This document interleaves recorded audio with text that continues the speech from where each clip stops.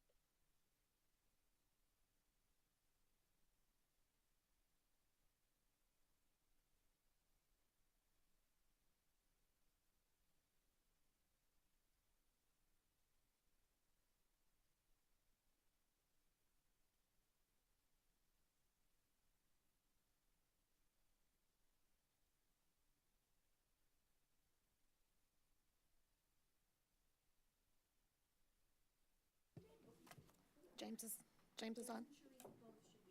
Okay.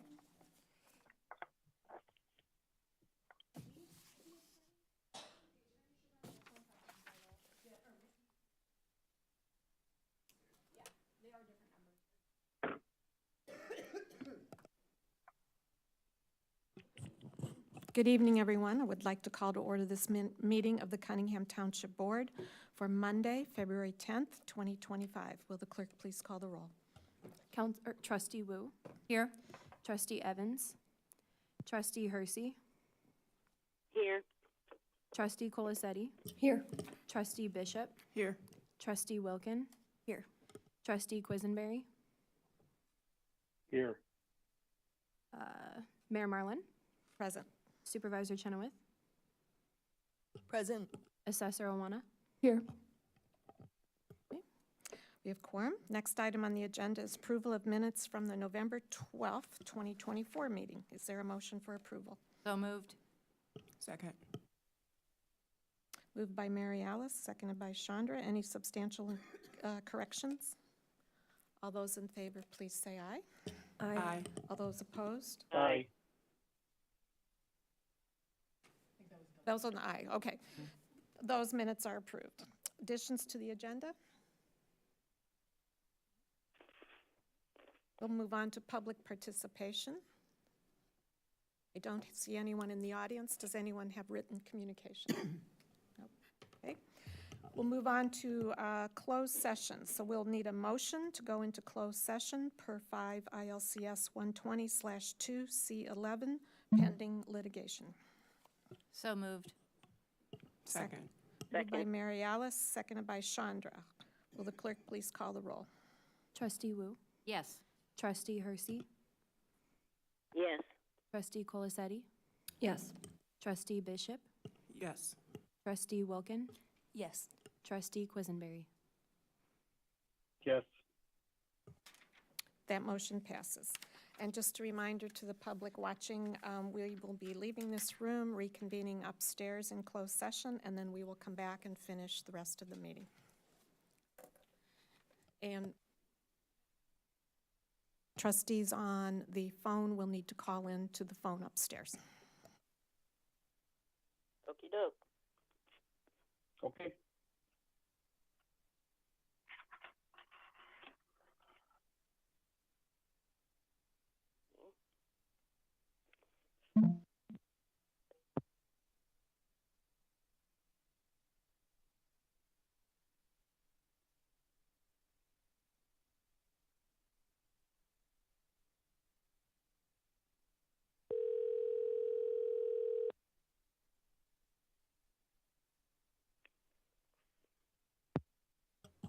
Just as a reminder, you will need to hang up from the call to the open session to join the call for the closed session. Thanks.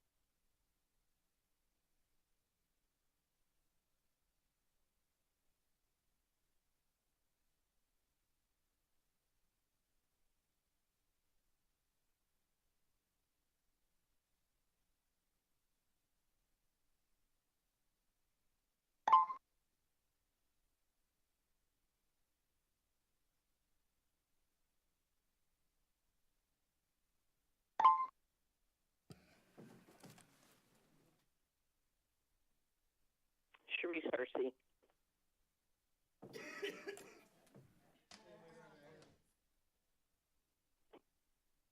James. Okay, I'd like to call us back into open session. Could I have a motion to do so, please? So moved. Second. Moved by Mary Alice, seconded by Sharice. Will the clerk please call the roll? Trustee Wu, Yes. Trustee Evans, Yes. Trustee Hersey, Yes. Trustee Colasetti, Yes. Trustee Bishop, Yes. Trustee Wilkin, Yes. Trustee Quisenberry, Yes. That motion passes. We'll move on to committee to verify bills.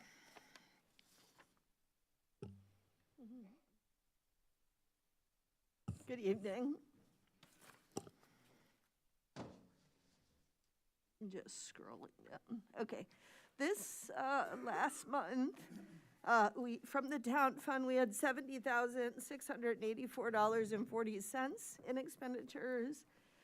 From the general assistance fund, we had $304,942.77.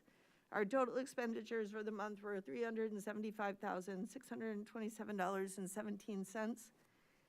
In the public packet is a list of the expenditures. I'm happy to answer any questions you have, and then I'll talk a little bit about the supervisor's memo.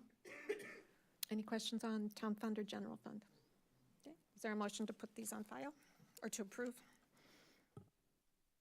So moved. Second. Moved by Mary Alice, seconded by Grace. Any further discussion? Will the clerk please call the roll? Trustee Wu, Yes. Trustee Evans, Yes. Trustee Hersey, Yes. Trustee Colasetti, Yes. Trustee Bishop, Yes. Trustee Wilkin, Yes. Trustee Quisenberry. Yes. That motion passes. Supervisor's report and assessor's report. Great, so I tried to highlight in yellow the things I'd like to point out. So the first is just I'm continuing to bring to your attention the record high number of calls for service. We're basically at pandemic level numbers of incoming phone calls. From January 5th to February 4th, we had 16,224 incoming calls to the supervisor's office only. Those happen evenings, weekends, daytime. It includes all of the calls into all of the lines. Most of those are to the front desk. That does not include email or walk-ins. I meant to try to compile those numbers separately for you. I condensed the winter shelter update. I've been giving you a regular update on the winter shelter at the top of the memo. Basically, I let you know that we created a shelter and outreach committee of the continuum of service providers, the homeless, last year. And it includes a number of folks from healthcare, emergency response, and transportation. We had a count of unsheltered residents in October of between 80 and 130 adults, and 13 literally homeless families. That was up to 17 in December. Nationwide, we've seen a 37% increase in homeless families and an 18% increase in homeless individuals, according to HUD in 2024. So our numbers are kind of mirror some of those national trends. We did shelter diversion, maximizing existing beds and expanding programs were our strategies of the committee. Our expanded winter programs included 21 new units between both townships of rapid rehousing for literally homeless families, which are all full. We opened a buddies program with our contractor Friend and Me and opened up 20 new beds for people receiving SSI, SSDI to buddy up and seek housing together. That got 20 people out of strides. We created a public health winter emergency shelter with 21 nighttime cots, also staffed by Friend and Me through contract. That has been full pretty much the entire time. Those are dedicated cots for 21 folks referred from strides. ROE started a family stays program, and United Way is funding that. So that helped with families. The numbers are unknown. I don't have the latest. I know they met today, but I have not gotten the update from our staff member. I did want to, so that's not new to you. The new is the kind of the Arctic blast shelter expansion. So we ended up housing 36 people, including 17 children, on top of the numbers I've given you. With the winter storm approaching, we counted 5 individuals and 3 families. It ended up being more than that, but that was our count.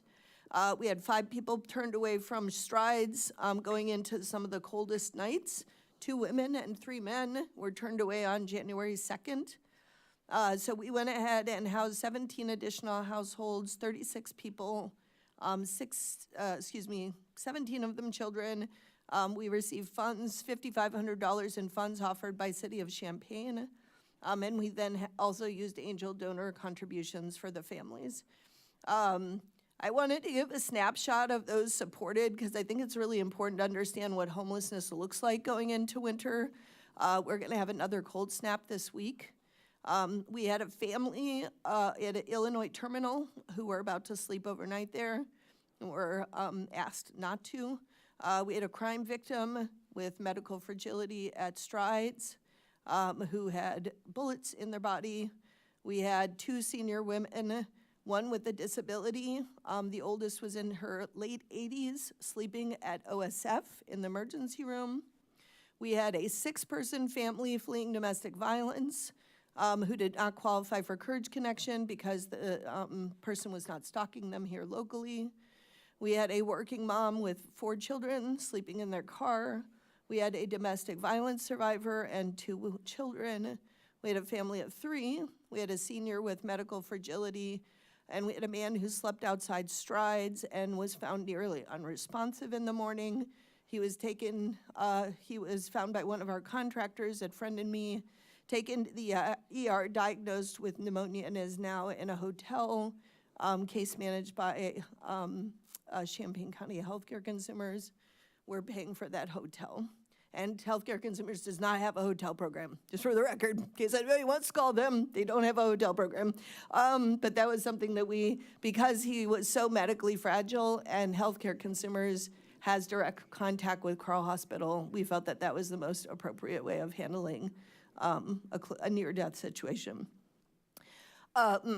We're aware of other groups in town also providing emergency shelter, and we're working with RPC to gather the point-in-time count, which was done on January 22nd, to assess the numbers. So I don't have final numbers. I don't want to give you drafts because there's a lot of moving parts, but we are working on that. I also want to name deaths and hospitalizations. Cunningham Township is aware of 2 deaths due to exposure since January 1st of 2025. I referenced the attached news article. There are likely more as there's no coordinated tracking of deaths. So I have reached out to public health and the coroner to establish a better system to track deaths due to exposure to the elements. One of the deaths was in Ambucks Park, and I have confirmed that the person was homeless. The second death was in their house, and it was because the heat had been turned off, and they had no way to heat their house. The heat was probably off for a period of time because Ameren could not turn off heat in the middle of the winter, or they may have had propane or some other form of heat in their house. So first I want to pause because that's a lot. This is not how I think we should handle homelessness in the winter. I think this is a triage that looks like a patchwork of services, and we're doing the best we can. But I do want to name that that's what it looks like. Is there any questions about winter shelter? Chris. Not so much about, thank you for the report. Can you give the statistic again of how many phone calls in what time period? It's at the top of your memo. Oh, okay, got it, So thank it's you. January 5th to February 4th, so that's essentially a month. 16,225 incoming calls to the supervisor's office. Thank you. I would also like to specifically add regarding that, we often mistakenly get calls at the assessor's office usually on average between 3 and 6 a day that are looking for the supervisor's office, but they have accidentally called ours. So you can go ahead and tack on whatever that amount might be, the aggregate number of that. And that has been going on for months, not just since January or just since the winter. That happens regularly. Grace? Whoops. Thank you for all the information and the work that your office continues to do, and I'm encouraged to see that you have other support, other organizations that you've been able to network with, and angel donors, and probably a broken record. I feel like I end up asking this most town board meetings, but what can we do to continue to support the efforts as town board, potentially in roles at the city and as members of the public? So it needs to be understood that people sleeping outside is a public emergency that requires emergency response. And I would like to discuss with the mayors when an emergency is called, because currently emergency management and MTD, they can't function without it being called an emergency. So it's really important that we look at what other communities do and what we are doing and decide when are we calling that. So like Red Cross services, emergency management services, all of these things don't really kick in even when it's an Arctic blast and it's 16 below and there are people sleeping outside strides because there's no other place for them to go. So there's like common sense would say this is an emergency, but actually the structure that we have around emergency management is not accommodated because homelessness is not considered an emergency even though it's a life and death situation. And I haven't explored the details of this because we've been chasing our tails to provide the services. I have spoken with emergency management, I've spoken with public health, and I think that, I think we need to just get through this winter. And then I think the next thing is to really look at like what are the services that can be organized around this. Secondly, it's a public health emergency and it's a healthcare emergency. And we have 2 hospitals in the community, and places like Peoria have really tight relationships with their hospitals. And OSF actually funds homeless services in Peoria. And there are other models in which the hospitals are much more engaged in homeless services because the bottom line for them, even if they were to not care about the human beings, which they're healthcare providers, and I certainly assume they do, there's also a financial incentive for them to keep folks out of the emergency room and rotate through and have very expensive procedures that may not be covered through other insurance, et cetera. So I think really developing a relationship with the healthcare providers, and we've been trying to do that with the Outreach and Shelter Committee. It is absolutely 100% essential that Strides remain open as our only low-barrier shelter in the community. We live in Urbana, so we will not be voting on this, but there is a referendum in Champaign on April 5th about whether or not to fund Strides. Strides gets, the city of Cunningham Township gets less than 1/7 of the tax levy amount per kind of person. Their taxing levy is less than 1/7 of Cunningham Township. And there's historic reasons for that. But basically for the cost of a dinner out in Champaign once a year, Champaign residents can make sure that our entire community has a low barrier shelter. And I do believe that both cities should be involved in supporting making sure there's a low barrier shelter. Now, a low barrier shelter needs to be the low barrier shelter. And if there are people in the shelter who could move into housing, whether they're receiving SSI, SSDI, they're senior citizens who could qualify for housing authority, it's really important that we basically that it be the emergency shelter for folks and that they're not folks who have other options staying there long term, and they need case management and support to do that. And I think Strides has been really working on making sure that people don't die and not really having enough time and capacity to address some of those case management needs. So Cunningham Township has stepped in and we basically have moved dozens of people out of Strides and are helping them move into independent housing, and we have success stories every day. So that is funded through one-time SMAS funding, which is IDHS funding that comes through the Municipal Mayor's Council, that goes to the City of Champaign, that comes to us. So that is what is funding the winter expansion of shelter, and so it's very much appreciated. The state has let us know that the budget will be tight this year, so that's the news we're receiving, is that it will be a tighter budget. Certainly there's a lot of political uncertainty at the national level. I would say chaos, lack of ethics, insanity, whatever word you want to call it. But basically, that will also have implications for us as well. So I think we are really kind of moving to a city-state kind of governance nationally, and I think cities are even more important than they ever were before in looking at their mission and related to all of the kind of needs of their constituents. And I think homeless prevention is key.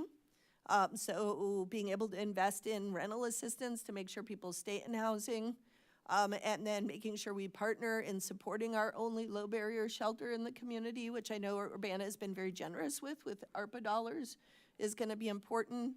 And then I think us, making sure that we really understand that, the life of a person who is unhoused in our community is equal to the life of a student, is equal to the life of a professional, is equal to the life of a council member or a township supervisor. It actually is like a pretty important value shift that we need to make as a society, to understand that every single person's life is valuable, that everybody is somebody's daughter or son, and everybody has friends and relationships and value, and the people we work with are absolutely and utterly delightful human beings, sense of humor and grace, and you will never meet people who are more resilient than the people we work with at Township. They could teach all of us something.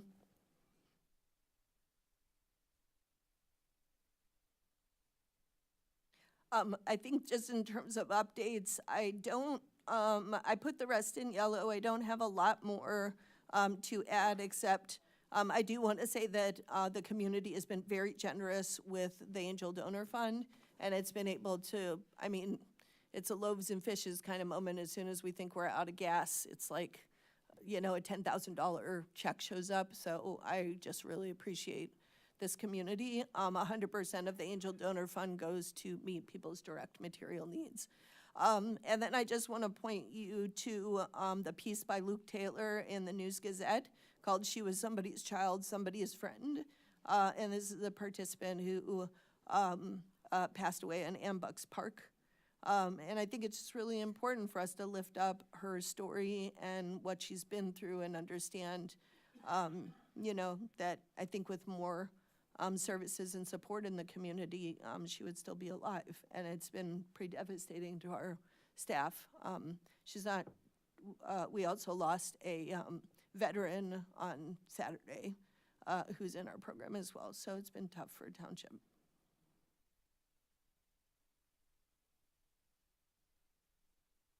Any other questions? Move on to new business. All right. Okay, so I apologize for the stark tone shift moving into this new business. But to continue on, what this resolution is specifically asking for tonight is your approval with my purchasing of a valuation program. This program is by the company CoreLogic. Marshall & Swift is listed on there. It is a company that they bought out, but they do still use the name. So if I happen to use those interchangeably, they represent the same company. But the product that I have specifically purchased was Swift Estimator. And CoreLogic is a company that Cunningham Township Assessor's Office has used at least since I've worked here, which is going on 6 years tomorrow. This is just the newest version of their valuation program. And so the reason that I had contacted most of the town board members to at least give you a little bit of detail about my purchasing of this product prior to tonight's meeting was because at our last international conference, myself and my colleague Tanmay had built a working relationship with a representative from CoreLogic, and he had since given Tanmay a demo of this program while we were at the conference. I then received a demo the following month, which would have been September of 2024, and then everyone in our office received a demo in October. And then sometime between the beginning of November and Thanksgiving, CoreLogic was kind enough to let us have a 2-week free trial period with this program. And what this program is, as I mentioned, automated valuation. We do have a computer-assisted, computer automated mass appraisal system that is separate from this valuation program, just so I can clear that up. The CAMA system, those 4 words that I just mentioned, computer automated mass appraisal, that is more representative of keeping the data. We can use it for valuations, and we have been previously using it for valuations, but the cost schedules with which we were founding that program, entering into that program, are from the Illinois Department of Revenue and have not been updated since January of 2020. And I'm sure we're all familiar with what happened in March of 2020 in that year, and those cost schedules are not representative of any sort of COVID or post-COVID market. And so because of this, what this Swift Estimator program does, not only does it help us add more customizations to the properties, therefore therefore allowing for more accurate data, more accurate assessments. But it also has updated cost schedules from the most recent year of 2024. So that would be then, what these cost schedules represent is essentially a price per unit of everything that we have to include in an assessment. And so some items that could include but are not limited to are square footage of a living area. It could be regarding the the exterior material that the property is made out of. So let's say you have a house that's made out of vinyl versus a house made out of brick. Those would have a different price per unit on those cost schedules. And so we want to have the most updated cost schedules possible. And although the one from the Illinois Department of Revenue will suffice, it is much more appropriate and accurate and would lead us to have more accurate assessments to be able to use this updated cost schedule within this program. And additionally, like I said, being able to have that higher level of customization and add more details allows us to get more accurate assessments. And so ultimately, what more accurate assessments allow for, since as I'm sure you all are aware, we have a lot of inequity within our jurisdiction, and specifically among residential properties, we have a lot of inequity. That is something that I'm trying to minimize, and specifically, if I get reelected, this is hopefully a longer term project. We're only on year 1 right now, as that's how long the contract lasts. But essentially this contract, which the clerk does have a physical copy of, and I can email to anybody if you would like. But what this contract does say in it is that for the price of $5,499, what we're going to get included is the ability to complete 2,400 residential valuations through the program. CoreLogic refers to them as transactions. It means the same thing as valuation for our purposes tonight. So if you hear me use those words, they are synonymous tonight. So like I said, 2,400 residential parcels and then 25 commercial parcels. And that was not a number that was just chosen out of the blue. It was specifically chosen by me after we have conducted a 3-year neighborhood study, as well as received data on a 3-year neighborhood study from the county assessor. And what that shows is, what that 3-year data is representative of for the sake of the valuation program is it showed us the neighborhoods with the highest coefficient of dispersion. And once again, just without using assessor jargon for our purposes of tonight, what that means is we were then able to organize the neighborhoods by the extremeness of the inequities that the neighborhoods might have. And so we were able to determine what the top neighborhoods were that had the highest levels of inequity. And I don't believe that we have any sort of uniform classification among this township board and my office for what neighborhoods specifically, what boundaries those are. But if anybody would like, I can send you a map of the borders of our neighborhoods. But for reference, it's neighborhoods 2, 3, 4, 2014, and then all new construction, residential new construction from 2024. And so that's going to cover, as I said, 2,400 parcels. We have about 11,000 and some change in our jurisdiction. And so it's going to be about a quarter or so of the parcels that would get covered within this first year of having this program. Ultimately, what I hope to do if I get reelected and for a longer-term project is to get all of our parcels, both residential, commercial, industrial, everything that actually has an assessed value through this program over the term of the next 4 years. And what the goal would ultimately be would be aiming to prevent assessments from increasing at the rate that they specifically have been over the last few years since the pandemic. I'm sure you all are aware that there is a county equalization factor, commonly referred to as the multiplier, that gets added on to the assessed value that the township sends to the county each year. And you know, it's a significant increase in people's property taxes, and I do recognize that. I recognize the need to specifically work on decreasing that multiplier, because over the last 3 to 4 years, it seems to have increased by about 1 to 1.5%, and that's just within the last couple of years of the COVID market. We are in some of the most unprecedented economic times we've ever had, and it concerns me that if we don't do something now, that rate might continue at that same 1 to 1.5% rate, or even worse, increasing further. So what I aim to do with using this program in my office, is over time to get more accurate assessments, which would theoretically decrease the amount of inequities that we have per neighborhood, and then that subsequently lowers the coefficient of dispersion, ultimately representing that neighborhoods are more equal in value for like properties. And so what that does then, although I do not determine the multiplier number, that's determined by the county, that number is evidenced by the numbers within Cunningham Township, the assessed values of Cunningham Township. So the less inequity that we have, the more equality that we have with these particular properties, then theoretically the multiplier could either lower or at least not increase at the rate that it has been historically. And we may not see a significant decrease in the multiplier within a single calendar year, specifically because we only have the ability to financially cover, like I said, about a quarter of these properties right now within the agreement that I have signed. But over time, like I said, that goal should ultimately be to get all of those properties through this updated program with these updated cost schedules to get those more accurate assessments.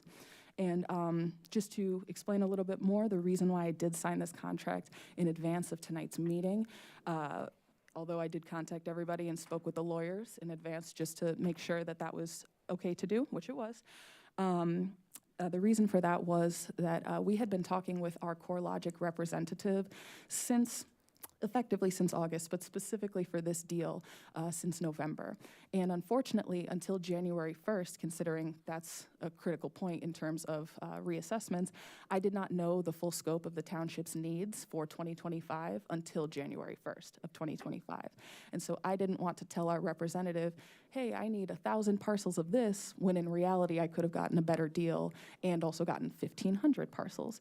So that kind of delayed the process in getting this in the first place. And then in addition to that, CoreLogic's headquarters is in LA, so unfortunately our representative was affected by the wildfires when we did actually get back in touch right after the holiday.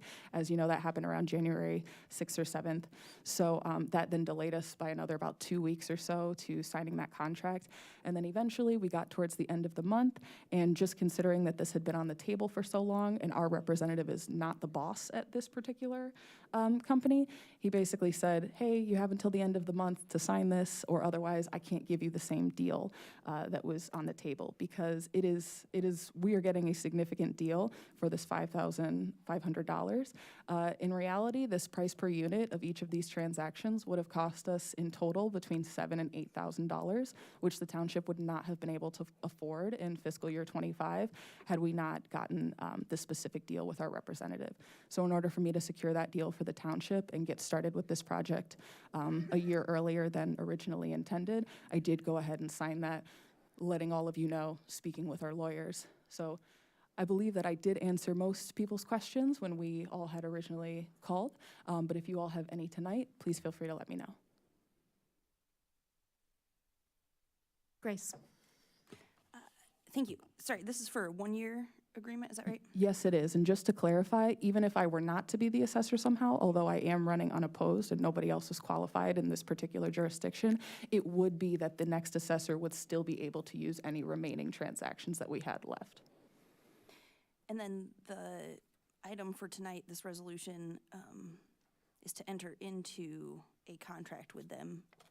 So I have already signed that contract just because of the deal, but yes, that is what we are voting on tonight. It's basically the approval of this, but this was already in the correct budget line, which is computer services and software. The money was still available for it within that budget line.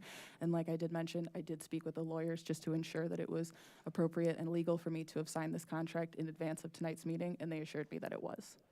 Thank you. Mary Alice? I would like to suggest that we add something to this resolution that specifies in the now therefore it be resolved that we authorize the township assessor to purchase a valuation program which covers 2,400 parcels and 25 commercial properties for the year, whatever the term is. It just gives it a little bit more context. Yeah, of course.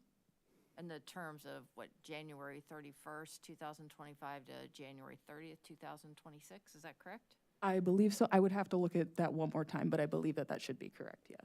Would you like to make a motion to that effect? Yeah, I'll move that we, I will move that we approve resolution number T 2025-02002R, resolution authorizing the Cunningham Township assessor to purchase a valuation program with Marshall and Swift CoreLogic with the addition of, in the now therefore it be resolved, that it includes 2,400 residential parcels and 25 commercial parcels from January 31st, 2025 to January 30th, 2026, if you can confirm those numbers. So it actually says that we are able to terminate at any time.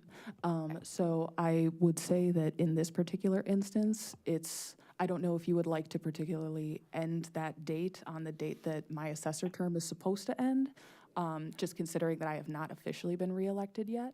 But it does go for a year, so. I just put it for a year. Yeah. I mean, other people can disagree.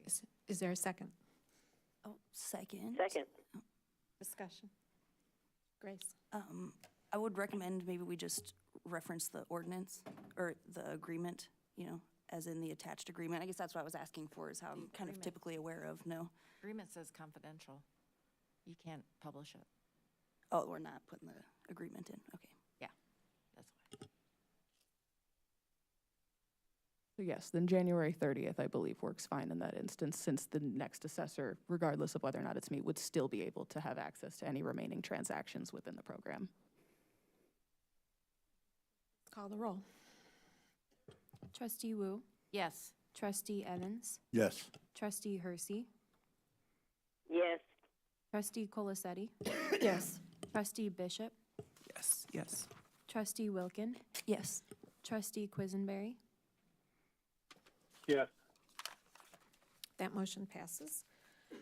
And with no further business before the Cunningham Town Board, we stand adjourned. And this meeting will be followed by a regular meeting of the Urbana City Council.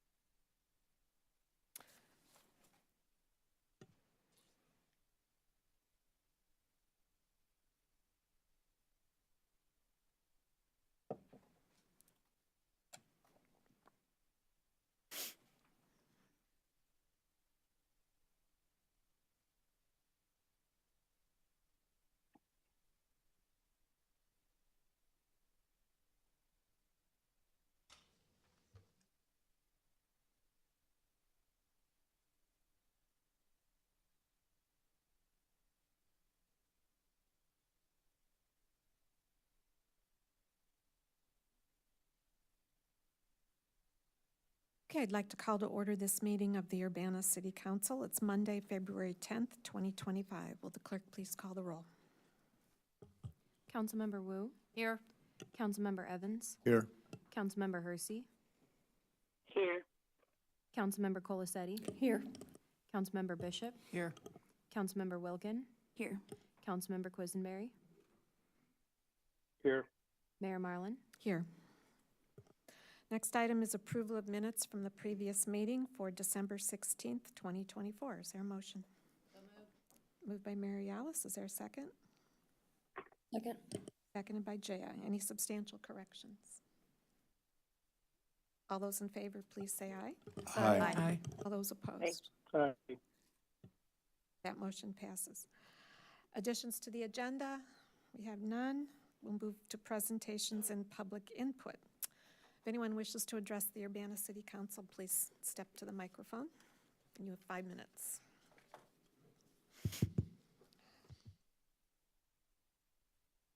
Good evening, Mayor and City Council. I am Bill Colebrook, and I live in Ward 6. In the matter of about 24 hours, from this last Friday to Saturday, we lost 3 lives to senseless gun violence. These are just not statistics. The most tragic is the death of a child. We need to say his name. Darnell DJ Wicks, a precious 7-year-old. I am sad and I am angry. I am sad for the victims and their families. These neighbors of ours had a lifetime to live, but were taken from this earth far too soon. The families will never be able to emotionally recover from losing a loved one. I am angry because perhaps these tragedies could have been prevented. The city paid for a comprehensive study of the police department by a reputable firm with expertise in the field. Actionable items were identified that could have prevented more tragedy and senseless deaths. But some members of City Council did not like the findings or the recommendations. Residents of the city wanted a professional, progressive chief of police that could manage the department and implement the progressive programs that we all wanted, like the alternative police response model and community policing strategies. After a nationwide search, we found the perfect person, but his ideas have been rejected by some members of this council. This community wants to come together to have a safer Urbana. This council has had 4 years to take action. There should be no more debate. It is now time to act. This is a plea for action. Simply put, support the citizens of our city. Support the police department and the public safety initiatives. You are now embarking on budget discussions. Give the police department the funding for proper staffing, technology, equipment, and programs that could make our community safer. And just maybe, look them in the eye and sincerely thank them for the job that they do every single day. Remember, as we were going about our lives Friday and Saturday night, they were responding to members of our community that had suffered horrific injuries. This is in your hands. The community is watching. Say his name, Darnell DJ Wicks, 7 years old. He is much, much more than just a statistic. Thank you.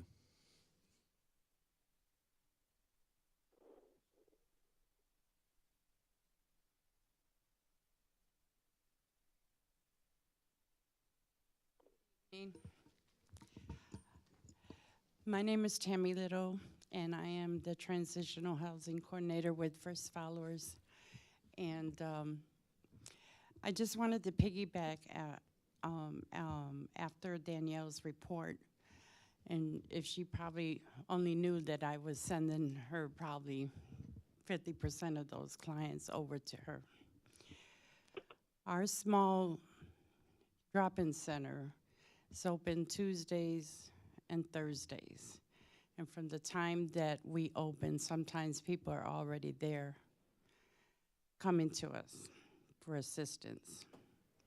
99.9% of them are homeless and seeking housing assistance. We recently had one of our clients. He was released from the Department of Corrections after serving 41 years. They put him in a van and they brought him to the MTD terminal, dropped him off, and said, "Good luck to you." And then he came to us. So I had to reach out to the community for assistance. Of course, we all know everybody doesn't have the space. And this man, 70 years old, has severe medical issues. And he was one of the customers over there, or clients at Stride, who they had him wait outside, and he had to be transported, suffering from hypothermia. So this is a big problem. And we are seeing the increase not only in the people that are coming into our center, but I also volunteered to do the phones, and I did the phones, and from the time very early in the morning to late at night, people are calling for their loved ones that are about to be released, because those are the statistics out there. I spoke before, and over 300,000 inmates are being released in the state of Illinois every year. And we are feeling the trickle effects of that. And we need help. We need help. They have paid their debt to society. Many of them are coming out after 25, 27, 30, 40. This is the first one we had, 41 years. They have paid their debt to society, and now they're sick. They don't have any more families. Most of their families are dead or gone. So these people are coming into our communities, and we need to do better. Thank you.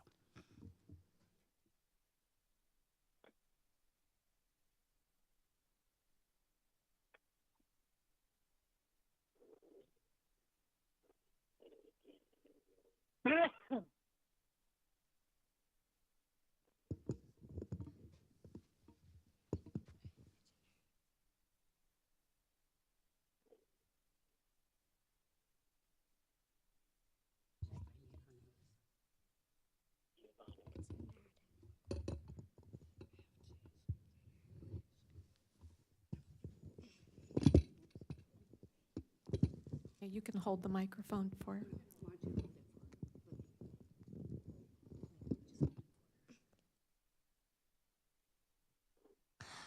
Hi, my name is Iva. I live one street away from the street that DJ was killed. Here's how I felt when DJ was killed. I felt scared, sad, and mad, because if we had more police, then he could have not have been killed. And if we had more resources that they could have gotten out to, then they might have, then this might have not have happened, and he would still be alive. Thank you for listening. I hope you give us the resources we need.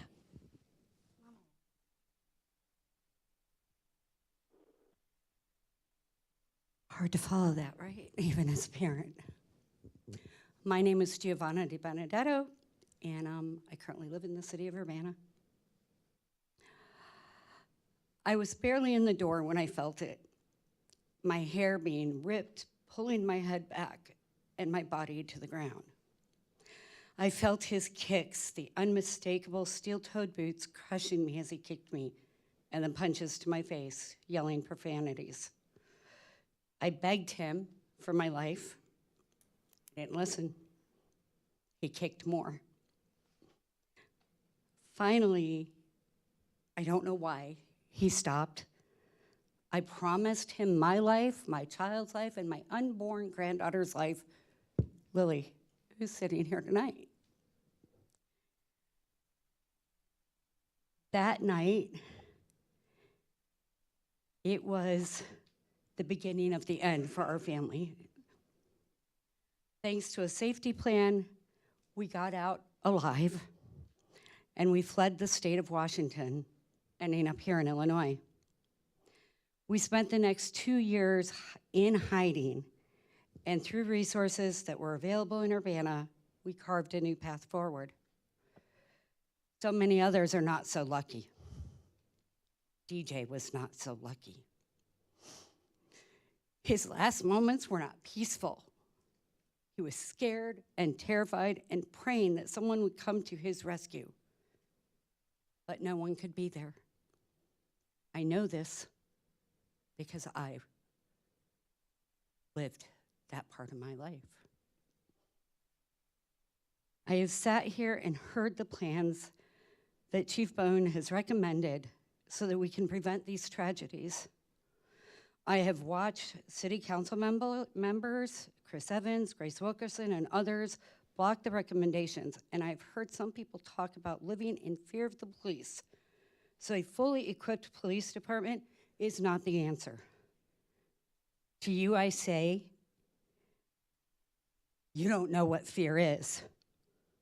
You don't know what it's like to be at the receiving end of someone's anger, begging for your life or the life of your families. Our system this time did not fail, DJ. You did, by not giving our city the resources that are so desperately needed. So I stand here today not just as a survivor, but a warrior and a fighter. And my family, despite sitting down over there again, we promise you that until you give the residents of Urbana the resources that they need and that you were elected to give them, to give us, we are going to be here. We will support the police department, we will support the chief, whatever it takes. Because we are going to be the voice of DJ. We are going to be the voice of the adults that lost their lives that didn't have to. I don't want to have to stand up here again like this. Sadly, I know I will. I just beg of you for our kids and for the people that you know that you don't even know are suffering in silence. I'm going to be blunt here, get off your butts and do your job so we don't have to bury another kid. Thank you.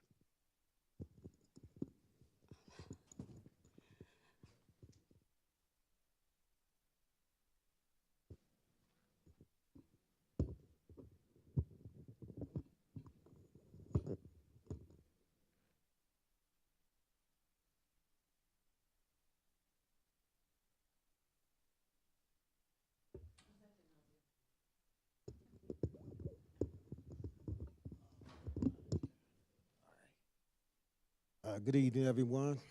James Corbin, also known as acronym as Tiger. Urbana resident, long-term Urbana resident, and here's a representative of H3 as well as First Followers. And first, I'd like to say that, you know, it is with heavy heart that these violent episodes that we have just seen in our community are affecting us. I do feel affected, and now is not the time to point fingers and blame, but the time to start healing and talk about how we're gonna heal this. Because, you know, like you, my niece just had DJ at her house, chasing her cat. You know, so this touched our family deeply. as well as my sister.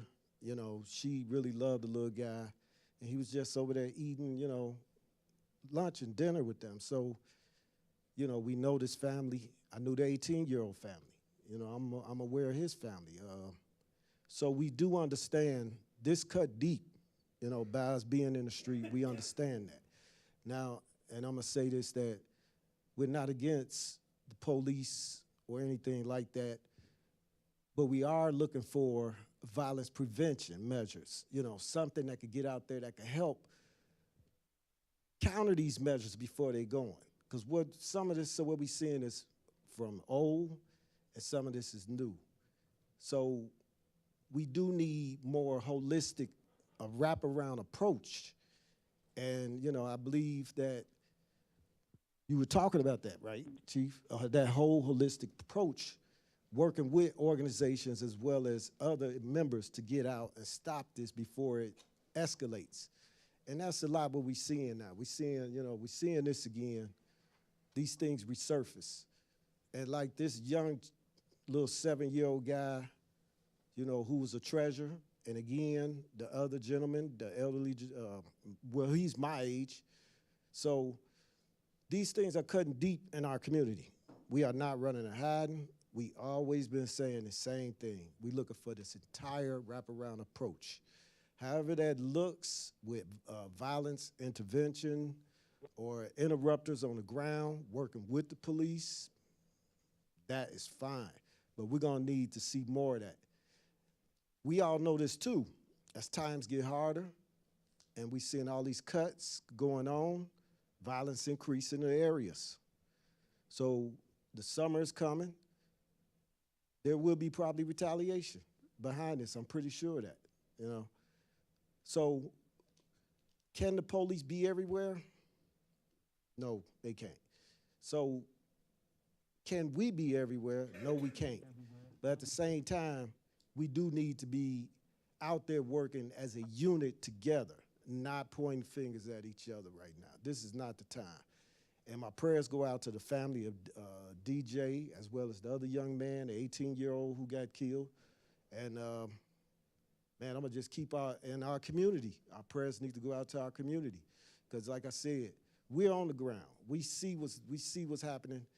We try to do as much as we can, but at the same time, we also trying to run programs that will pull these young men into and off the street where they can, you know, give an alternative. But I'm gonna just leave it there, and that's all I want to say, man. Just keep everybody in their prayers and pray for us to heal, and that's it. That's all I want to say. Want to say something?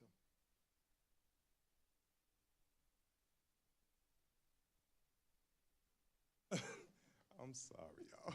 You don't have to stand if you don't want to. Just unexpected anyway, but my name is Justin Morris. I am a member of the community, whether it be Urbana or Champaign, but I am from here, born and raised. I want to say that I am an individual that has been incarcerated several times because of my actions and because of the decisions that I made. But at this present moment and forevermore, I plan on elevating myself as well as my community. So what I really came to say today is there's a lot of things going on in Urbana. Right now, I'm living on Silver and Varder, where everything is taking place, as everyone knows. But we're looking at an area that is pretty much heavily populated with a lot of children. And there is absolutely nothing for them to do over there. They running around, they don't have a field, they don't have anything to play on, they don't have a basketball court, they have nothing. But we expect them to do the right thing. We expect them to live as what's called normal children. But how can they do that if they don't even know how to be normal children? They're not teaching that in the schools. They're not giving, I have a son that is 16 right now. He's going to Centennial. And from the time he was in the 7th grade, they've been pushing him along. And I hate to say that because when I was coming up, we were forced to do our work. We were forced to do our homework, do the tests, get everything done, and get a good grade. Kids are getting Fs now and still graduating. Ds. How is that? But I'm not standing here as an innocent person, like I said. I stand here as a product of what we've created. I hate to say that I'm a part of it, but I have passed that down to these present generations. And the only way, I'm not gonna say the only way, but one of the bigger ways for us to kind of fix it is to allow the people that these kids see on a regular basis that are doing the right thing or that was once in that life and that now have a new mindset. Let those be the people that carry them to a different mindset or to a better mindset where they are able to become productive members of society, hopefully. But how would we know if we don't give them a chance? Tony Odom has a program for mentoring over in Champaign. Where's the one for Urbana? Urbana has, like we say, a lot of kids. But how many of these parents over here in Urbana are gonna carry their kids all the way to Champaign so that they can go to a mentoring program? So there needs to be something in Urbana, and it needs to be more than one, because we have a lot of children that need help. I am one that has wrote up proposals for mentor programs as well as Ms. Tamika here, and hopefully everything is going to be in order, and hopefully we get the support that we need once it comes time. But like I said, there's a lot going on Silver and Water. There's no lights over there on the streets.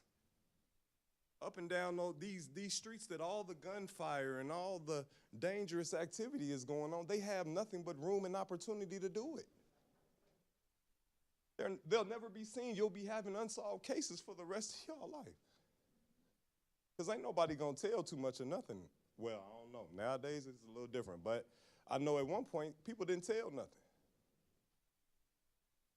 So maybe we should assume that it's like that and prevent it from happening before somebody has to tell. There's a lot going on. Like I say, I'm still going to keep saying it. I want to put that, it's a lot going on. But it's not going to stop if we don't put any kind of effort into it. That's what I got for y'all.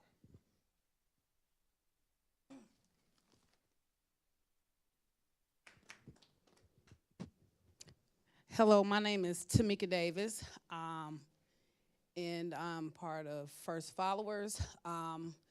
I help a lot of clients over from the Vulture Silver area, and I went to go pick him up tonight, and I just really went to make sure I was solid on before I got to talking.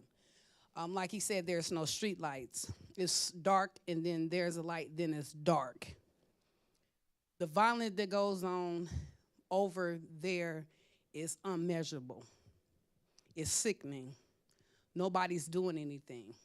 When I drop clients off, I see a whole lot of kids. I do mean more than 20. And they just running around playing. There's not a park. There's not a basketball hoop. There's not a merry-go-round. There's no swings. There's no grass. I see parking lots. I see abandoned buildings. I see people just running to and fro. But I don't see the main thing for these children to be children. Secondly, there are so many police calls for Dollar Tree. I have a cousin that works there, and she complains all the time about different things that goes on in Dollar Tree, and the police department tells her all the time that they are coming or borrow them from the building. And one day she left, and 4 boys walked up to her and punched her in the back of her head. Now, that could have been ugly. I know the police can't be everywhere. I know this. I know this wholeheartedly, I know this, but I know it's something that can be done. See, we know the problems out here in our community, And then sometimes we sit back and we just wait till something happens. See, we got to stop doing that. We got to be solution-based. We know the problem. And if the problem is at the table, we got to find the solution. What is the solution to change our community, to change the violence that goes on in this community? This is in Champaign and Urbana, and it's sad. We sit and we wait till something happens. And I say that because here it is, nothing happens, nobody says anything, but soon as something happens, everybody running into the limelight. No. We got to find measurable moments, measurable times. We got to do something before that happens. And what is the solution? I don't have it by myself. First followers don't have it by ourselves. But we got boots on the ground out here. We are sweating bullets. We are doing what we're supposed to do out here in these streets, but we are alone out here. Where is our people? Stand with us. Bring the people. This is what we need. These are our communities. This is my community. And I'm going to fight and stand for my community. I'm going to stand for my people. But I'm sad because there's no solutions. There's no solutions. Everybody come to the table. Nothing happens until something happens. Then that's when everybody's trying to say, oh, no, it's too late. 7-year-old is gone. Now, I did read the report where they took off guns and drugs, but what about them unsolved crimes, the mothers that still weep about the deaths of their children? What about those? Are we digging? Are we just layering it? Are we just throwing a sheet or a blanket over it? Find that. Fatting the frog for the snake. They out there. Somebody gonna talk. Somebody gotta say something. This community got to stop being quiet. If my friend watched me be killed and they know who did it, tell. It ain't you that I need you to take care of. Let them rot in prison or whatever they got to do. But we got to be solution-based. Thank you. I just want to piggyback on something she said real quick. I'm sorry. Sir, one. Oh, you can't do that. Yeah, You only can't get do- one no time? repeats. Okay. Just- So much more to be said,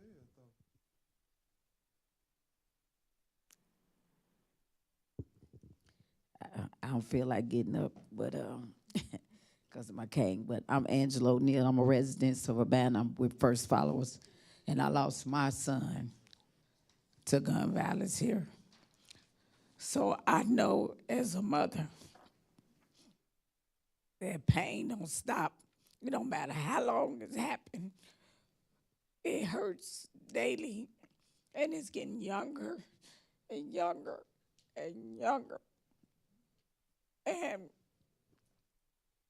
I'm with a group called Cry For You. It's mothers who lost their kids in this community. And the group is getting bigger, bigger, and bigger. It's more mothers coming in there weekly because we lost our kids in this very community that we love. And we out here fighting, trying to see what the solutions are. But we need our city officials. We, right now, the way this country going, we all need to come together, baby. I mean, everybody. Okay. When I say everybody, no matter what your culture is, no matter what you look like, we all in this together. It's united we stand, or divided we fall. And you see the division, we falling, slowly but for surely, and we there. So as a mother who lost my child here, and have to weep each week for other mothers, please stand with us and see what solutions we can come up with. Thank y'all.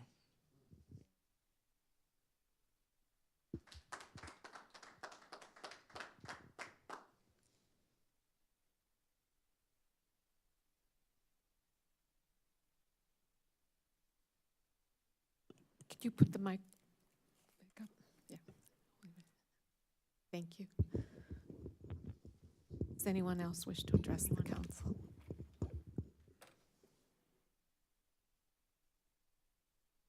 Thank you. Chris? I have public input. Can we read? Okay. This is a letter from Dr. Stephanie Cockrell, the Executive Director of the Well Experience. Dear Chief Boone, members of the Urbana Police Department and the Urbana City Council, our hearts are heavy with grief over the devastating loss our community has suffered. These tragedies cut deep into the fabric of our city, leaving families shattered and our community in mourning. We share in this sorrow, and we are committed to working toward real solutions that address violence and create lasting safety for our people. However, we are deeply disappointed and disturbed by the response issued by Chief Boone in the wake of this tragedy. Instead of standing in solidarity with a grieving community, offering support and acknowledging the complex and systemic issues that contribute to cycles of violence, his statement used this painful moment as an opportunity to reinforce a policing agenda that has long fallen short in serving and protecting Black communities. Chief Boone, your message claims that those who question your initiatives must now, quote, confront the painful reality we face, as if we ever denied the presence of violence in our communities. This assumption is both harmful and dismissive. We have always been aware of the reality of violence because we live with its consequences every day.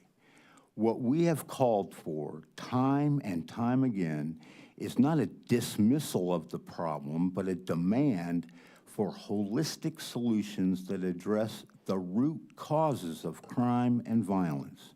We have urged investment in healing, mental health services, economic empowerment, housing security, and support systems that restore families rather than over-policing and criminalizing those already suffering under systemic oppression. We must be clear, having more police would not have prevented this tragedy. More officers on the street would not have changed what happened. What would? Real investments in mental health, family support, conflict resolution programs, and economic opportunities that keep people from reaching points of crisis in the first place. It is time to have a hard, honest conversation about what actually works and what does not. These problems are not new, and they are not isolated incidents. They are symptoms of a much larger crisis, one that this city and many others have ignored for far too long. Instead of truly addressing those deep-rooted issues, we continue to slap Band-Aids on wounds that are far too big to be covered up. And now, in a moment when our community is in pain, when families are in mourning, you have chosen to exploit our tragedy for your own benefit. This proves exactly what we have seen and assumed all along, a lack of genuine care and concern for the people who are hurting the most. This could have been a moment for leadership, for genuine connection, and for healing. It would have been an opportunity for Chief Boone to visit the families who experienced loss, attend the candlelight vigil, and show up, not as a policymaker pushing an agenda, but as a human being standing in solidarity with those grieving. This was a time to build relationships and trust. Instead, this painful moment is being used to advance policies that do not serve our people. I cannot fully express how much it hurt to see this. In the minds of many black families, police are often just as violent and harmful to us as the streets. And this act of exploitation only reinforces that reality. Yes, domestic violence must be addressed. Yes, we must act. And I'll put the rest of this letter on the record. Thank you.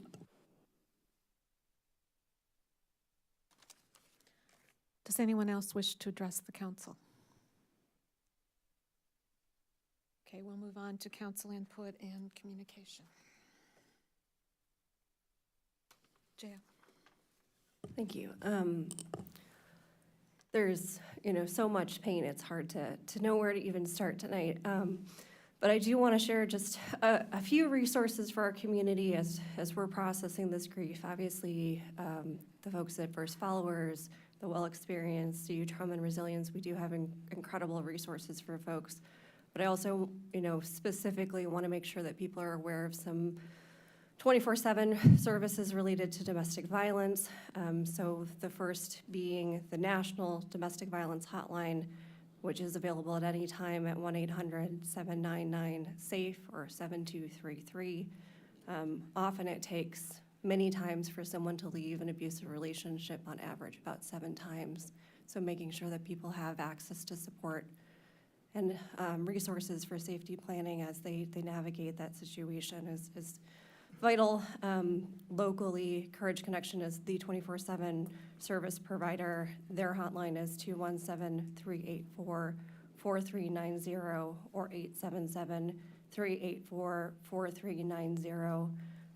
We've had lots of thoughts in terms of how to react to what's happened, but I think it's important just to give space for our community to grieve.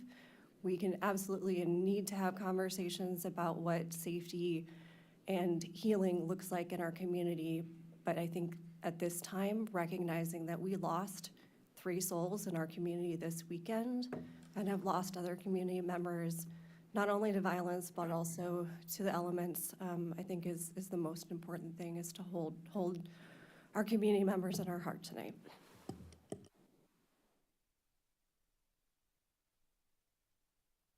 Any other comments from council? Okay, thank you all. We'll move on to Committee of the Whole. Grace. On behalf of Committee of the Whole, I present the consent agenda, including, I move it for approval, right? I'm moving for approval the consent agenda, including ordinance number 2025-02-006, an ordinance amending Schedule A of Section 2362 of the Urbana Local Traffic Code, increasing state speed limits in certain zones, correcting errors and omissions in Schedule A of various streets. Also, resolution number 2025-02-013R, resolution approving a license agreement with New Lincoln Square LLC, 6 total signs adjacent to Lincoln Square Mall. There's second. Second. Moved by Grace, seconded by Jaya. Will the clerk please call the roll? Councilmember Wu? Yes. Councilmember Evans? Yes. Councilmember Hersey? Yes. Councilmember Colasetti? Yes. Councilmember Bishop? Yes. Councilmember Wilkin? Yes. Councilmember Quisenberry? Councilmember Quisenberry?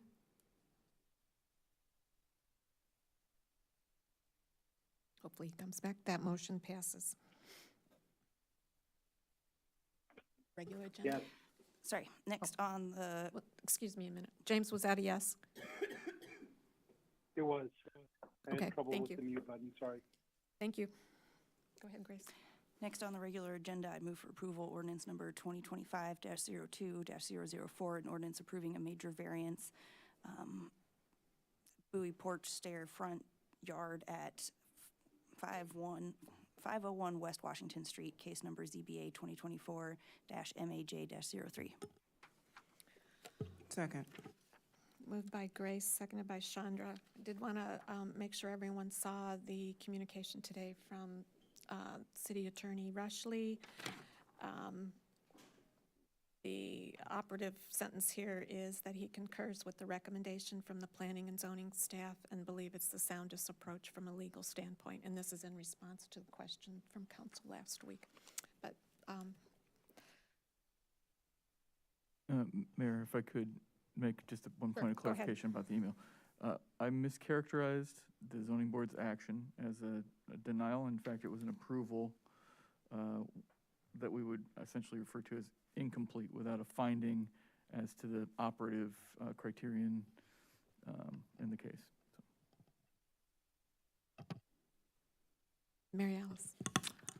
So I was going back in and reading the Zoning Board of Appeals minutes and so forth, and there was mention about why the applicant didn't find it appropriate to put the stairs to the side. I can't remember, were both sides, so right now the stairs would have to be facing either east or west, I guess would be. So one thing is they talked about the shared driveway, right? So it doesn't seem like it would be a good plan to put the stairs that go off of the shared driveway. Is there another configuration that wouldn't need a zoning approval?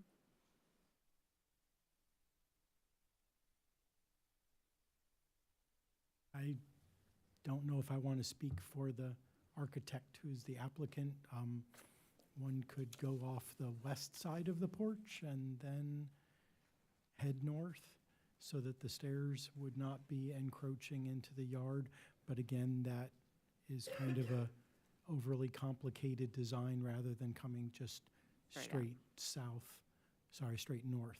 And you were correct in the beginning part where their assertion was coming to the west towards the shared driveway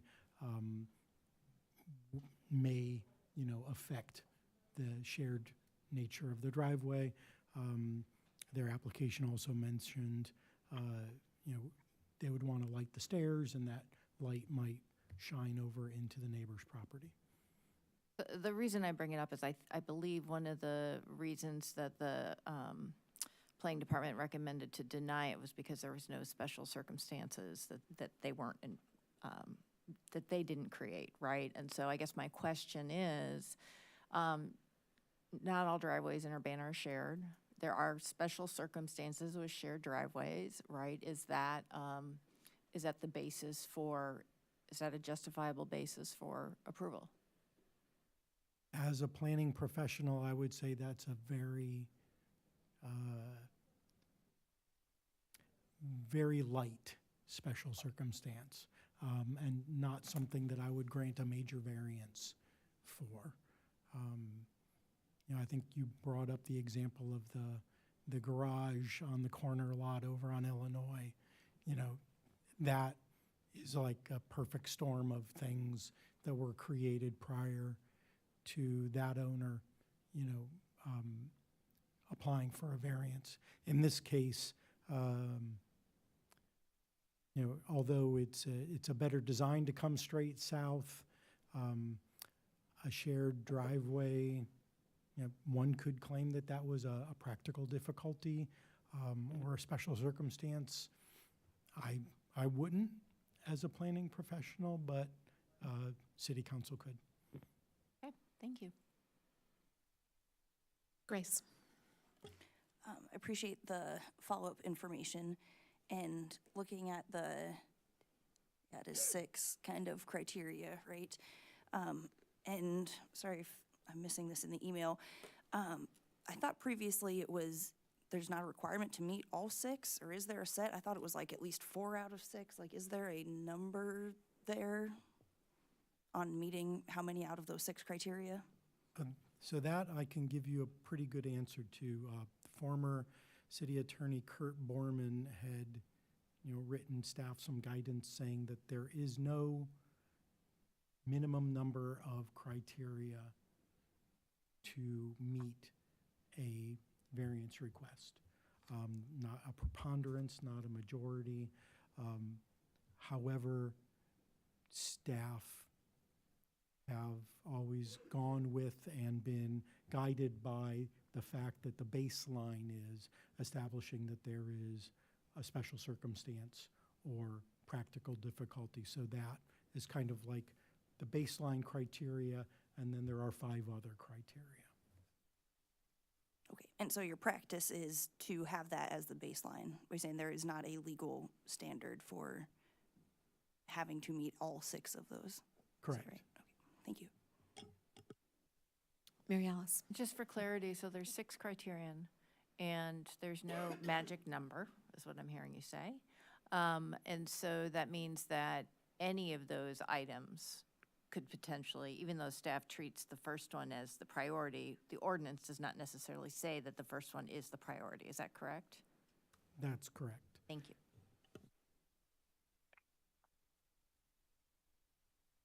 Any other questions? Is there a motion? Oh, you had a question? Sorry, I just had discussion. I'm torn on this one. I'm curious to hear from others. I think that, you know, in the practical sense, this porch, as we have in these 4 criteria, in a sense, doesn't hurt anyone, doesn't cause a nuisance, doesn't cause a safety risk, fits better with the neighborhood aesthetics and things that make sense, like someone walking to a front door to the front. So I think this all makes sense in a practical sense, and yeah, I'm really torn because I also hear on the other side the importance of having fairness and consistency and redoing how we set the standards as a larger holistic picture, and I definitely agree with that. So yeah, interested to hear from others. I feel like this is a hard one. It would be hard to vote no for something that makes so much sense to stand with consistency, but I do understand that. So. Jaya.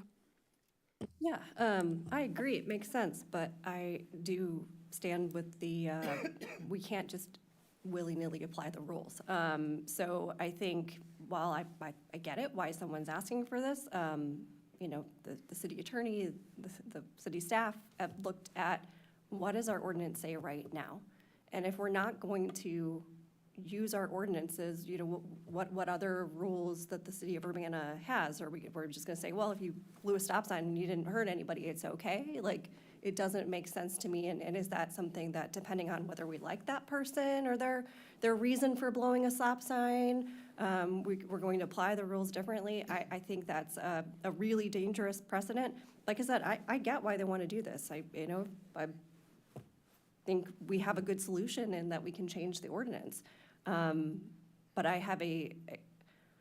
find it highly problematic that we would just change the way we implement the rules because of a personal preference. And I think that that is not an appropriate standard for this body to set. So as much as I like the idea, I will be voting against this, and I look forward to seeing a proposed change to the ordinance. And I appreciate, you know, the staff's taking time on this. I appreciate everyone's input on this, but I really think that it's not appropriate for us to apply rules differently depending on aesthetic appeal or how big a deal we think it is. Any other comments? Mary Alice. I actually have a question for the lawyer. So based on what was just said by staff in terms of the number of items that have to be, the criteria that have to be met, I believe your email this morning said something about it doesn't meet 2 of the criteria. Can you clarify that for me? Yeah, that was just simply based upon my review of the variance criteria and my understanding of the case here. And I have to go back to my email quickly to take a look at which ones. But I think the ones I highlighted were A and F. So correct. A being the special conditions and circumstances relating to the land or structure to be used, which is not generally applicable to the other lands and structures in the same district. That one is fairly straightforward in this case, as the standard that the variance request is based upon is applicable across the zoning district. And then F would be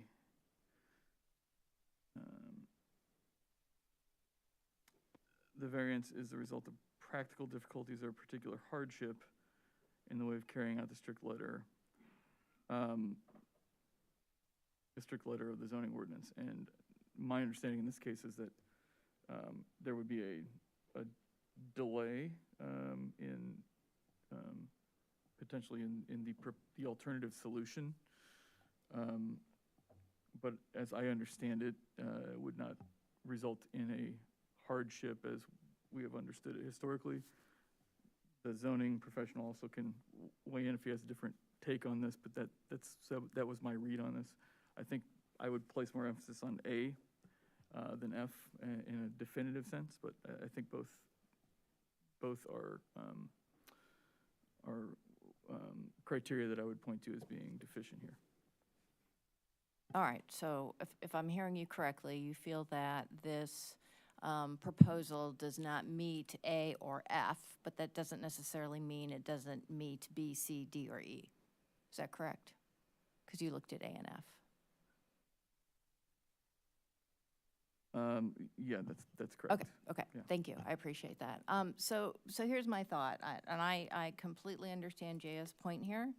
You know, I'm going to take us back for a moment to the duplex conversation in which it's the reverse of this, right? It was changing the zoning rules.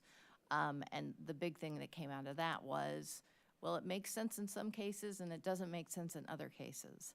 And so the solution there was to have it go to the Zoning Board of Appeals if they wanted to be able to build a duplex on a smaller lot that is in the ordinance. And then there was a lot of conversation. That's how I intend for this stuff to come. So in my opinion, this one actually came correctly, right? So because that's how I had hoped that the duplex would work, is it would go to the Zoning Board of Appeals and then they would talk about their specific location, their specific case, and why it makes sense.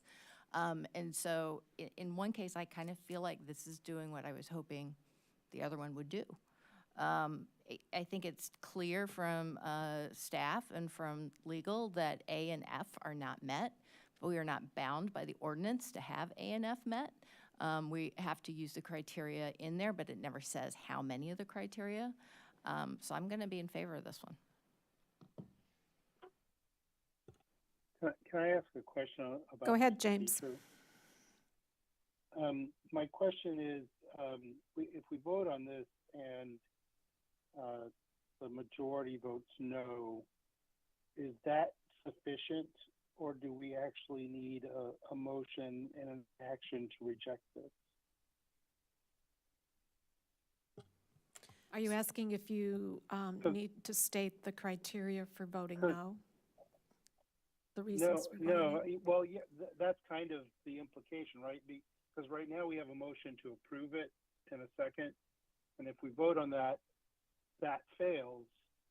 But because we are acting on a variance request, do we then need to turn around and have a motion to fail it and state the criteria and have an affirmative rejection, if I can call it that?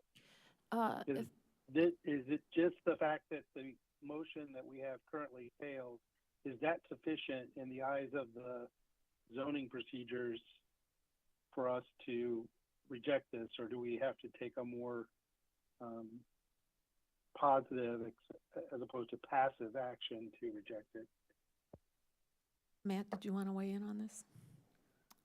As I understand the ordinance as it's presented, it requires, for an affirmative vote to approve the ordinance, it requires the completion of the blank, and which is a statement of the special circumstances or practical difficulty associated with the parcel, which was not subject to a finding at the ZBA level and not identified by staff. So it gives council the opportunity to identify what that special circumstance or practical difficulty is that would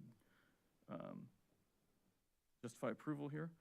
And as I understand it, it would be an either affirmative or vote on the ordinance or a denial of it. It's an up or down. And to further clarify, you can also approve it without adding that item. And correct, James, you are correct, James. The current motion on the floor does not contain language to fill in that blank, and you can pass it that way, but it would not legally be sufficient for the zoning portion, but it would pass the item, but it wouldn't be enforceable or effective, as I understand it. But you can also vote no on the motion to approve it without any further action, and that would be sufficient, because the action of this body is to either vote affirmative or negative on the motion on the floor. The reason why I asked this is because back when we were talking about the storage facility on High Cross Road, I believe that there was a rejection of that at the Zoning Board of Appeals, but it was revisited because the rejection did not include a reason why. And so that's why I'm concerned that we're stuck either way unless we actually define that. So I would assert that the council has different operating procedures than the Zoning Board of Appeals, Plan Commission, all of those. And the reason that you even have to include a blank in this instance exclusively for the approval is because the subsidiary body failed to do so. But I do not believe the burden of saying why you're denying it falls on the city council. The council has the authority to vote yay or nay. Matt? I would just simply add that by passing an ordinance, essentially council's adopting legislation. And so what it would be doing is adopting legislation as to this particular case in front of it that, for lack of a better description, in this one instance, amends the criteria of the zoning code. It varies from what the code requires by not stating that particular condition.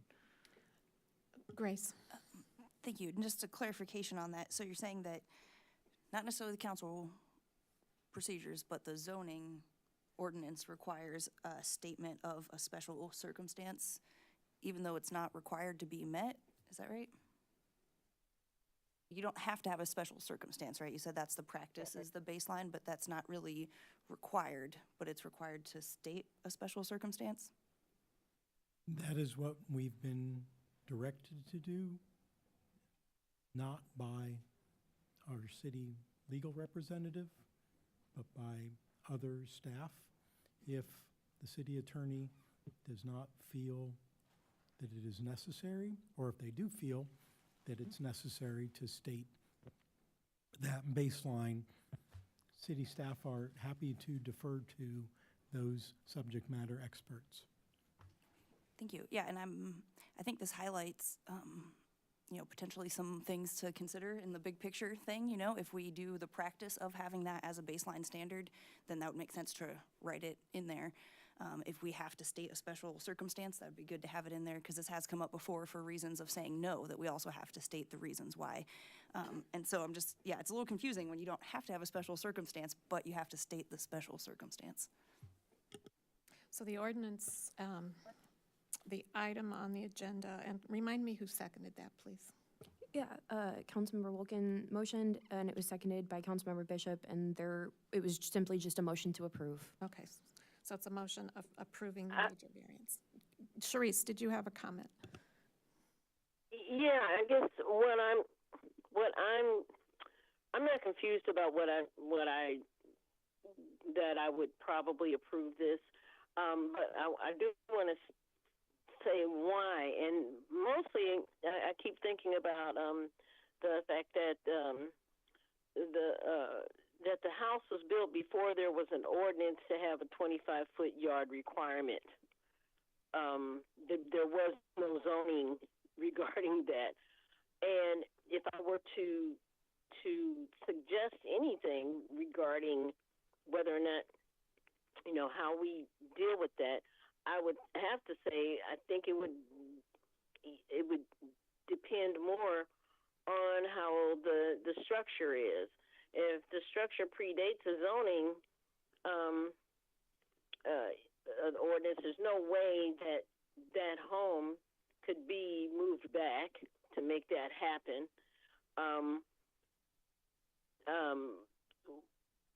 I would think that, and it doesn't take away from the character of the neighborhood. It doesn't cause a nuisance. All of these, the two highlighted things in the letter, really just deal with the 25-foot requirement, more or less, and that there's no special use and practical difficulty or particular hardship. And I would think that homes that just kind of got grandfathered in, it should have the same ability to update their structure as needed. And if those particular circumstances exist, we need to take into consideration, I believe, the age of the structure, and does it predate the zoning board. The other thing I would say is that may be something that the zoning board wants to actually add to the ordinance, is considering the age of certain structures and whether they fall in under the special circumstance of actually predating the zoning ordinance.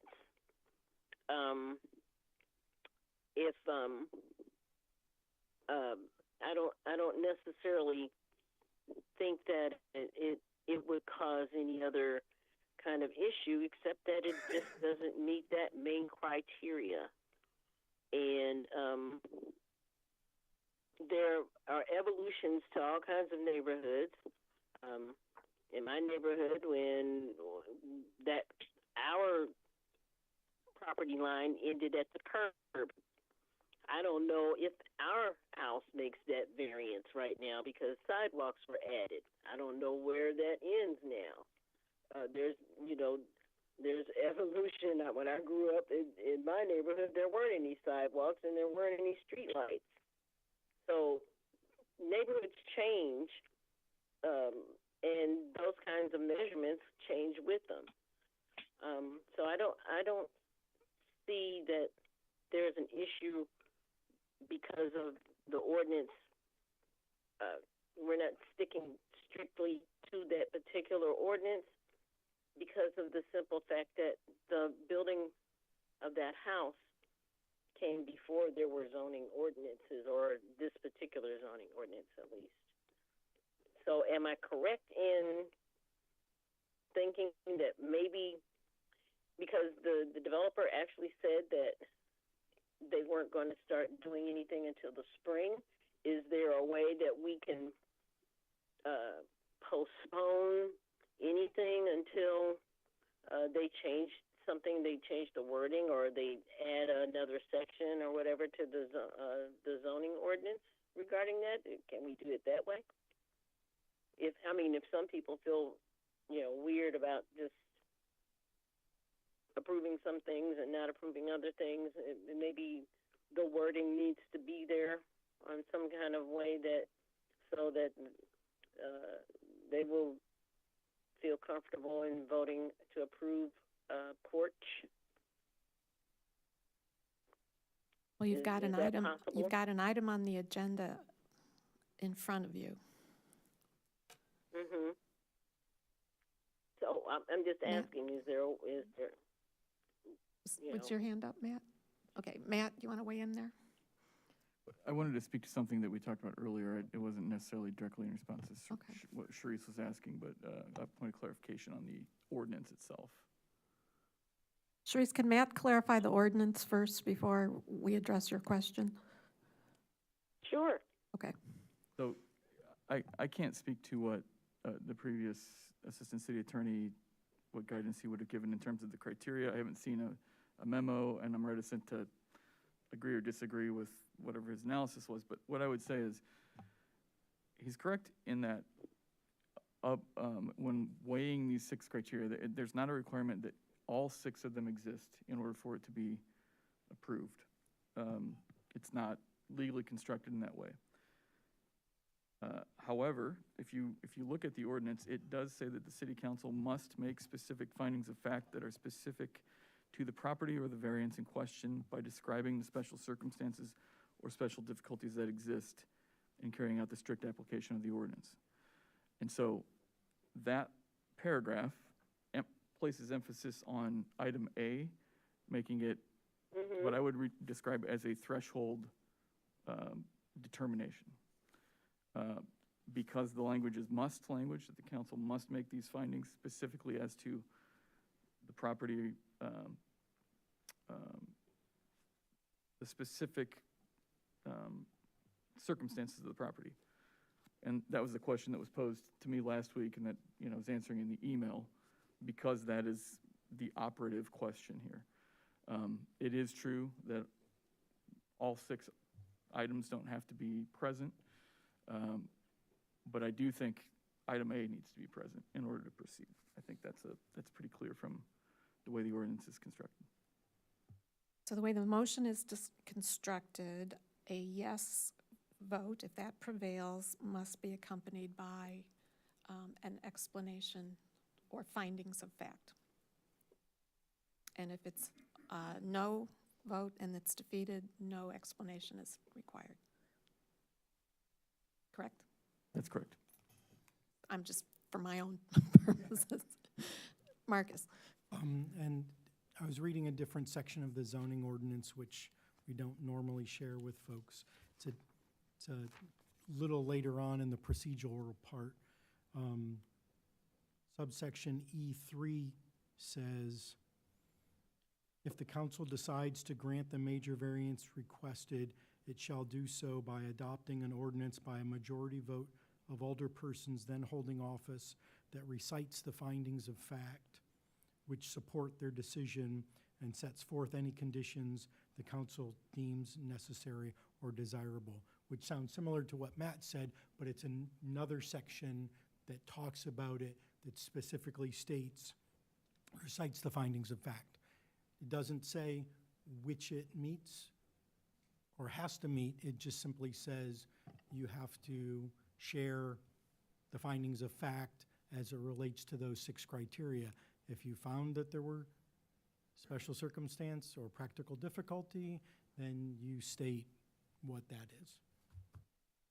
Unless the Zoning Board of Appeals or staff provided a finding of fact for that particular criteria, and then you could say, we agree with the staff's findings of fact. In this case, staff didn't find one, and ZBA didn't find one, so that leaves City Council with the task of filling in that blank that's on the ordinance. Okay, clarification. If this is approved, can that language be included in the current ordinance, or does it have to be, use the term adopt another ordinance? I think the way this was structured with the blank was designed to add, simply add it into this ordinance, and then we can fix this typo where it says, or practical difficult. Okay. Chandra. Yes, I would like to call for the question, please. Okay. We have a motion on the floor, just because it's been a while since it was made, for ordinance number 2025-02-004, which is an ordinance approving a major variance for the Bowie Porch Stair Front Yard at 501 West Washington Street. Will the clerk please call the roll? Councilmember Wu? Yes. Councilmember Evans? Yes. Councilmember Hersey? Yes. Councilmember Colasetti? No. Councilmember Bishop? No. Councilmember Wilkin? No. Councilmember Quisenberry? No. We have 4 no votes, 3 yes votes. That motion is denied, defeated.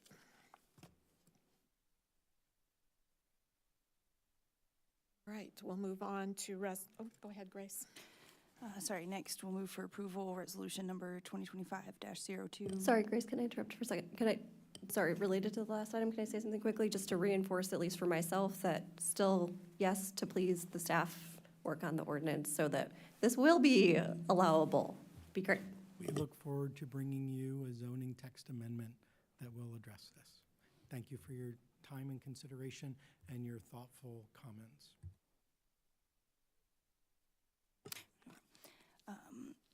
Move for approval, resolution number 2025-02-014R, resolution approving the Equity and Quality of Life EQL program for fiscal year 2025. Is there a second? Second. Moved by Grace, seconded by Jaya. Discussion, and we have John Zeman here tonight if you have questions. Grace.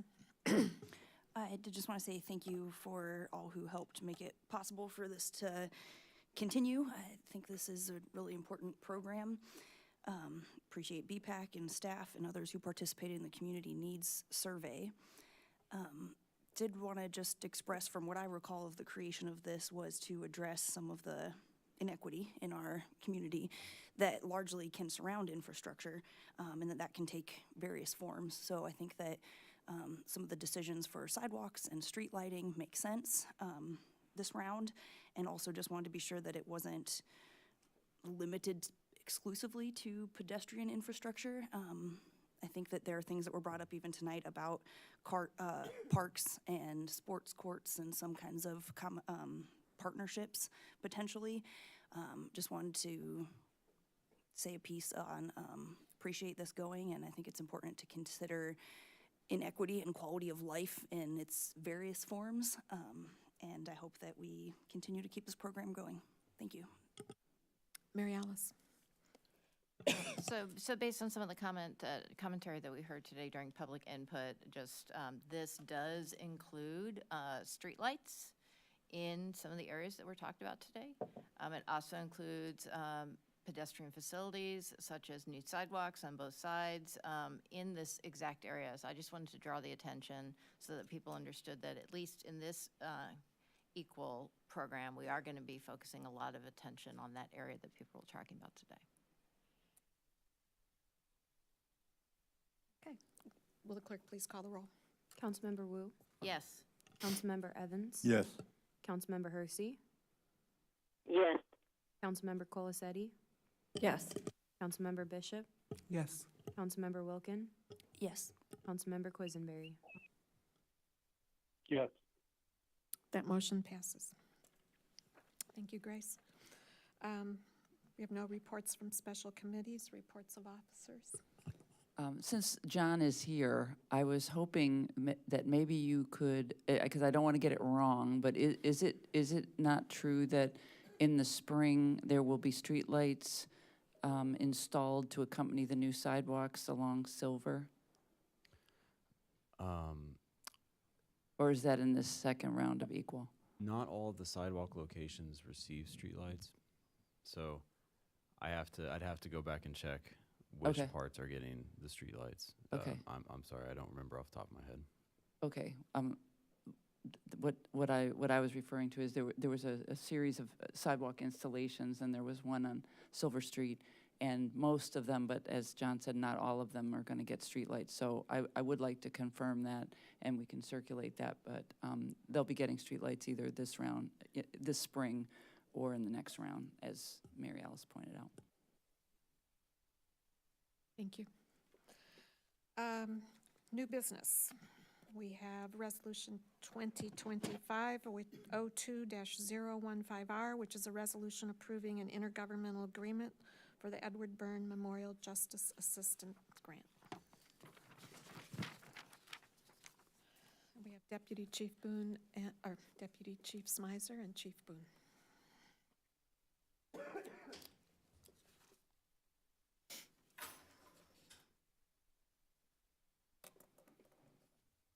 Good evening, everyone. We're going to highlight a grant that's familiar to me back east. It's somewhat unfamiliar to me here. Same grant, we just used it for different purposes. And since Deputy Chief Smizer has been here much longer than me, he has the historical context and for what they have historically used the grant for. So. You're putting me on the spot, boss. We have received this grant for a number of years. many, many years. It comes in annually. The city of Champaign is actually the one who gets the grant from the federal government. We are a sub-grantee, so our portion of the overall grant this year would be just over $16,000, $16,030. We typically try to use the grant money to fund something within the department, a deficiency that we have identified that is not otherwise noted in our budget or laid out in our budget. And that's what we're attempting to do again this year with this money. $16,030 total. And we're going to be using it, if you agree to accept it, for what essentially comes down to helmets and shields. They are things that we have,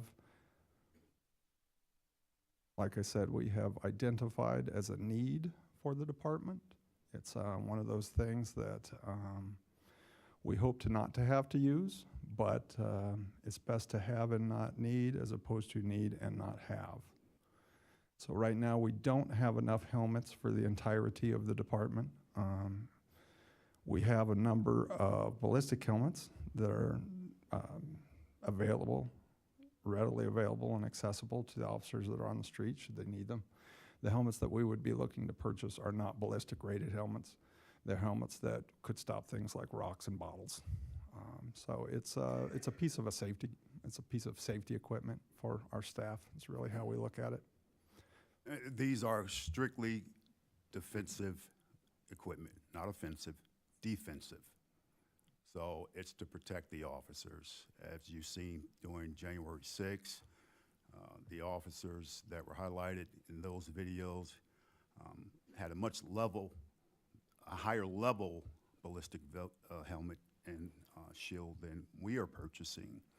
And I don't have to speak much more to that. You've seen the outcome of that. Again, this is strictly defensive, not offensive.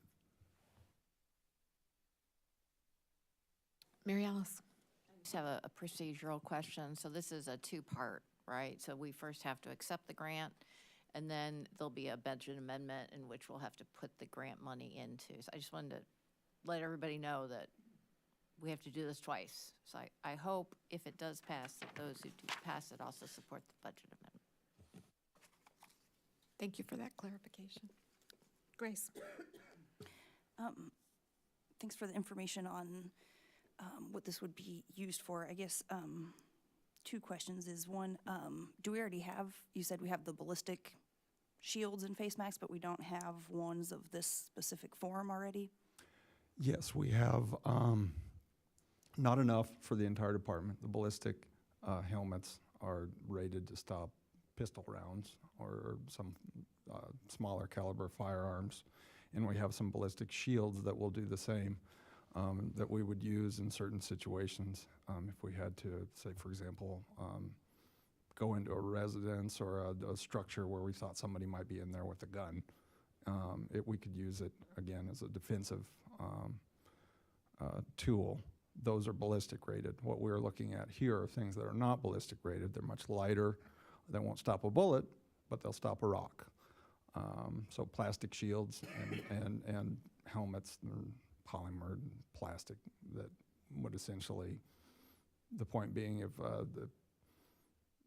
somebody threw a brick or a rock or a bottle, it would keep our officers from getting injured. And the ballistic shields won't stop those other things as well? The ballistic shields would. We don't have very many of them. They're very expensive. They're very heavy. They're much heavier than the shields we would be looking to replace, and they're difficult to carry. And then my other question was, I think you explained that example of when you would use the ballistic ones. I was wondering when would be times when these types of helmets and shields might be used? I think the thing that would probably stick out in everyone's mind, it'd be easiest to explain it, is if you think of January 6th. What happened there, you would, if you go back and review those videos, that's a lot of the shields that we would be looking at. essentially clear, thick plastic that you can see through, but would stop you from getting jabbed with a pole or a post or somebody throwing something at you. Any other questions? Is there a motion? I'll make a motion if I can find the thing. All right. I will move, thank you, resolution number 2025-02015R, resolution approving an intergovernmental agreement, the Edward Bryan Memorial Justice Assistant Grant for approval. For a second? Second. Second. I'm going to give that one to Sharice this time, if that's okay. Moved by Mary Alice, seconded by Sharice. Further discussion? The clerk, please call the roll. Councilmember Wu, Yes. Councilmember Evans, Yes. Yes. Councilmember Hersey, Yes. Councilmember Colasetti, Yes. Councilmember Bishop, Yes. Councilmember Wilkin, Yes. Councilmember Quisenberry, Yes. That motion passes. Thank you. Thank you. While I'm here, any questions surrounding this past week? I know Councilwoman Wilkins, you had a question for me? No, I think Don't point think- of order, we can't, it's not on our agenda for tonight. Okay. Okay, thank you. We will move on to the last item, which is mayoral appointments to the Urbana Arts and Culture Commission, and I'm asking the council to approve the appointment of Robert White to the Urbana Arts and Culture Commission for a term ending June 30th, 2028. Mr. White has been a resident of Urbana for over 4 years, currently a director of group sales and partnerships with Experience Champaign-Urbana.